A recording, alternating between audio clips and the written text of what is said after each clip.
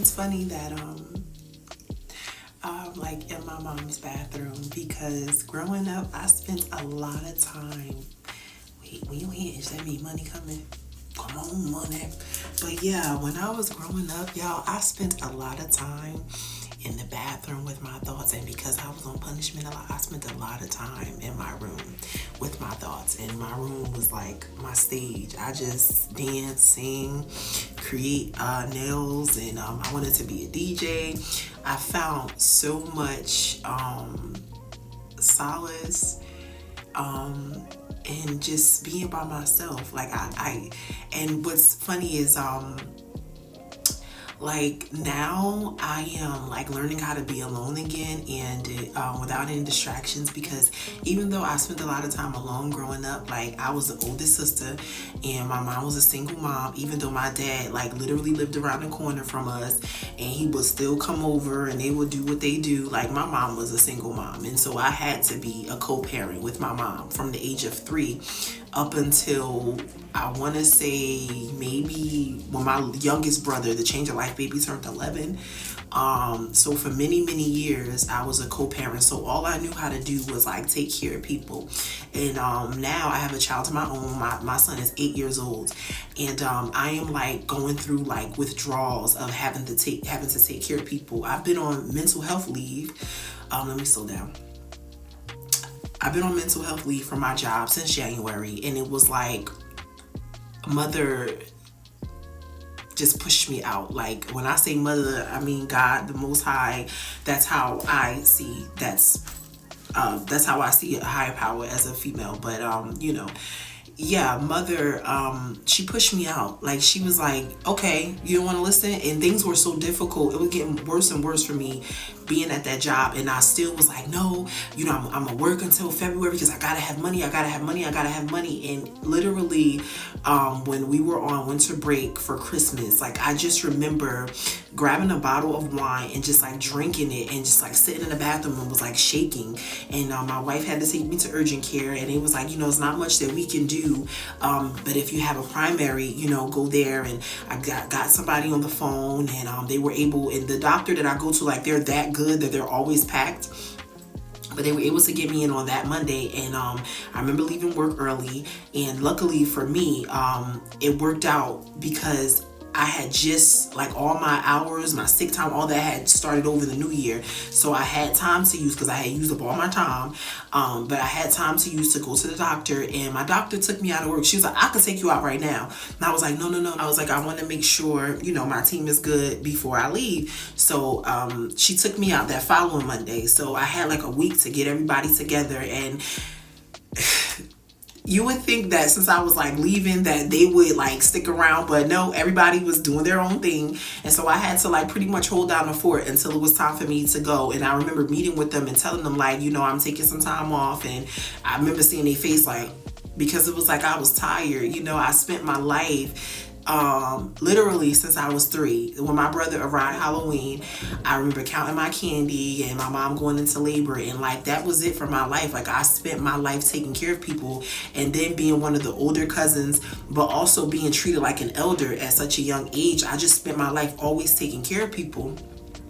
And now that, and even the jobs that I was in, like I was always in a leadership position, and I always just was responsible for people, and I wouldn't just be like a supervisor. They can come talk to me about any and everything, and I would, and I know some of that just like I didn't have boundaries back then, and I just always thought I had to take care of people. And now that I'm home and I'm taking care of myself, and I'm trying not to worry about people, my wife have to remind me, I'm getting better, but she'll remind me like, babe, that's not your responsibility. My therapist will remind me, but that's not your responsibility.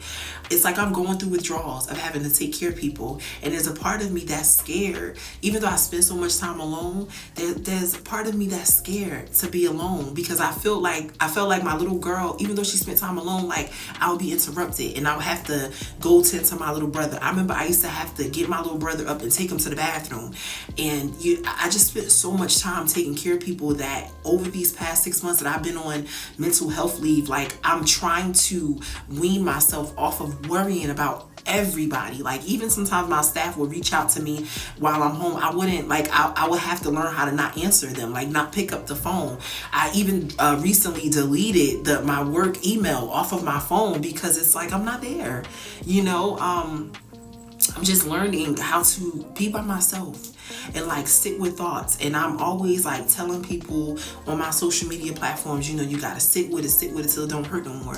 But it's a lot. It's a lot to like just sit with yourself. And even sometimes it feels overwhelming to allow yourself to be bored, especially when you're born into chaos, when you're just always around chaos. It's like your body is like clawing for it, like, I need the chaos, but your body, your nervous system is telling you that you need the peace. And like, that's where I'm at. Like, I need that peace. Like, my body is getting better, my nervous system is getting better, but like sometimes like my hands are literally like shake, and like I'll have to be like, be still, like it's okay, like you're safe, like nobody is trying to harm you, you don't have anybody to worry about. I remember you know what, even I forgot that part. Even in relationships, like always being the one that take care of these niggas. Like, why is it my responsibility to take care of you? Like my last relationship, like my son dad, I literally did everything. I set that up for him and did set it up to do everything for him.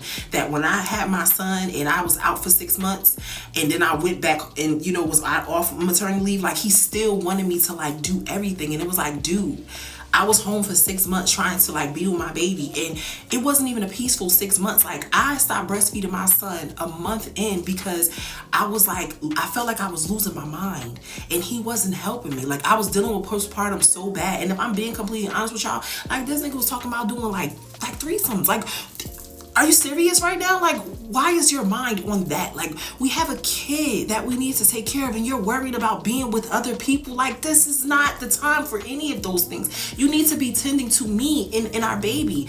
And it was like, he just kind of just gravitated to our son and he didn't even think about me. He didn't even care. He did not care about me. Like, he didn't. And I was like literally losing my mind. And I remember them giving me pain medicine because I had an emergency C-section, and me knowing like, I cannot take this medicine. Addiction runs in my family. That spirit runs deep. That demon runs in my family. And I was like, I can't take it because I'm going to be checked out completely even more. I am healing from all of that.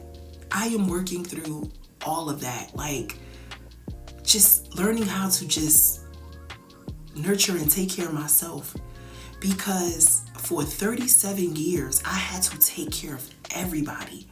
And I don't want to anymore. Like, it's not my responsibility. I only have to worry about my wife and my son. That's it. And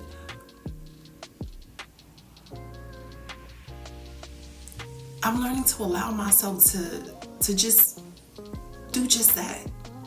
And it's okay to be, you know, it's okay to be bored. I don't have to always pick up my phone and like scroll on social media. Like, just allow myself to like sit, because I feel like I never really had the opportunity to just sit in silence and be alone.